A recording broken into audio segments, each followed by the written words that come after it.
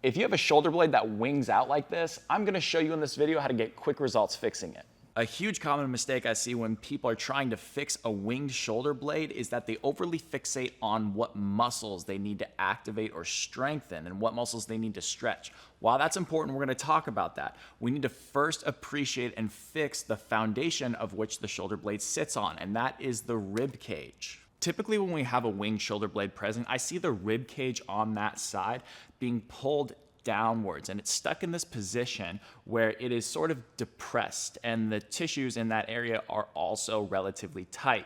So watch what happens if I pull the rib cage down on that side and I hold the scapula in place. If I pull this down, that scapula gets pulled off of the rib cage. But that's not necessarily the scapula's fault. It's the rib cage that's creating an inability for the scapula to stay on it. But if I were to create more elevation of these ribs, you see how that naturally goes in place. All I did was I pulled the rib cage into a better position right there.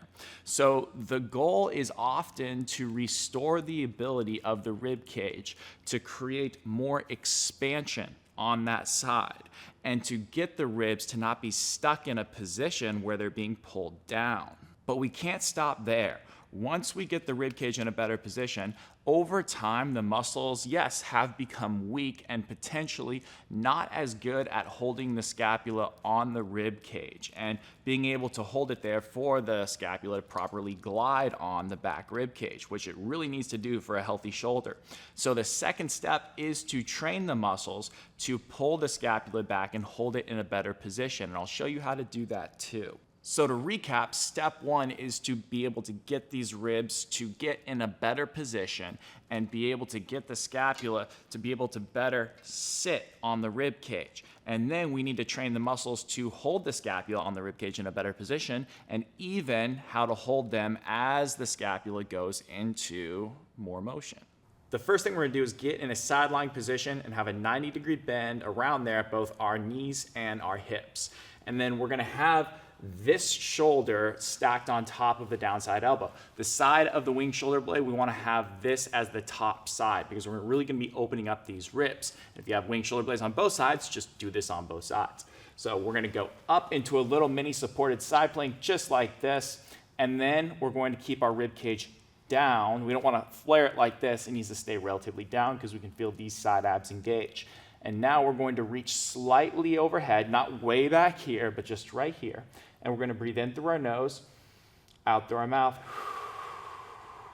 for about 5 seconds in, 5 seconds out, nice and relaxed. As we inhale, we're going to feel this all open up. That's going to be great and exactly what we're looking for there. If being in a side plank is too uncomfortable or too challenging, you could just go back down to the floor and then exhale to bring your rib cage down and then create a side bend and push through this forearm, whatever you want for this, whatever's comfortable for you. And make sure that you're feeling your side abs engage, but the emphasis needs to be on the exhale to feel these side abs engage. Reach over here and then inhale, feel all this open up. These types of simple explanations and fixes to complex issues is exactly the thing I want to address and teach you how to fix in my upcoming Own Your Body course. This course is designed for literally anyone to be able to do. You should be able to do it, your friends should be able to do it, your mom should be able to do it, and understand at a general basic level what's going on within your posture, what's going on at the root cause of your movement limitations, and what you can do to individualize and target those specific limitations. But you gotta sign up quick because there's less than a week left before we close registration. Link is down below in the description. This next exercise is a progression, but slightly different intention than the first one, but it's the same position. So we're gonna get 90-90 side plank, and we're gonna go up, but we have a band with very light resistance attached to something that's going to be around top shoulder height. So as I go up here, it's the same thing, but now I'm going to keep a straight arm with just maybe the very slightest amount of elbow bend, so that way I don't overly lock out my arm. I'm going to pull it back until my arm is in line with my trunk or slightly behind it. As I do that, I'm going to feel muscles on the backside of my shoulder blade engage and also a little bit of my tricep muscle. That's good. We're going to hold this. We're going to exhale for 5 seconds through our mouth, pause, and then inhale for 5 seconds through our nose very gently, but not engaging our neck as we inhale through our nose. That is absolutely key. So we're going to sit here, exhale, And that inhale is silent but full, and we're gonna feel this chest expand. So we're getting 2 for 1. We're getting that rib cage in a better position, opening up this chest, but also getting the scapula in a better position with the muscles getting it reoriented on the rib cage. Just make sure, because you're pulling your arm back, you're gonna be tempted to flare your ribs. Don't do that. Keep a straight line from your head to your trunk to your hips. And the last thing is, as you pull back, don't pull back with your shoulder blade first. That's a huge mistake. Allow the arm to get the scapula into a better position. The scapula will take care of itself if you're focusing on bringing the arm in line or slightly behind the body. For this last one, you want to grab a light band and get a shoulder width grip on it like this. You don't want to have it be too heavy, because that's going to make this impossible if it is. So you want to just start here, and then this side going overhead is the side of the winged shoulder blade you're working on. You're going to start with the other side down here, and you're going to just reach it down to drop that shoulder a little bit. That's going to get you to engage a little bit of these side abs right here. Then you're going to take the other hand, and you're going to then, almost as if you're drawing a sword out of a sheath, go overhead like this, stopping at the point when you feel like if you were to go any further overhead, your rib cage would flare. That's the point of stopping. So for some people, that's going to be right here. Other people, they can go overhead more. So notice the position of what my thumb is doing. It's starting down, and it's slowly rotating overhead until I get to about here.